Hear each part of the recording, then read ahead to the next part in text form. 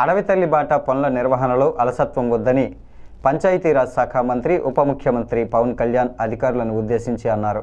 నిధులు అందుబాటులో ఉన్న పనుల్లో ఆశించిన స్థాయిలో పురోగతి లేకపోవడంపై అసంతృప్తి వ్యక్తం చేశారు. కేంద్ర ప్రభుత్వం నుంచి పీఎం జన్మాన్ ఉపాధి హామీ పథకాలతో పాటు రాష్ట్ర ప్రభుత్వ సాయంతో కలిపి మొత్తం 1158 కోట్లు అందుబాటులో ఉన్నాయని వివరించారు. 761 గిరిజన గ్రామాలను అనుసంధానిస్తూ 662 రహదారుల పనులు అడవి తల్లి బాటలో ప్రారంభించామని అన్నారు. పనులను వేగంగా చేయాలని, అటవీశాఖ అభ్యంతరాలు లేదా ఇతర సమస్యలు ఉంటే వాటిని తక్షణమే పరిష్కరించాలని అధికారులను ఆదేశించారు.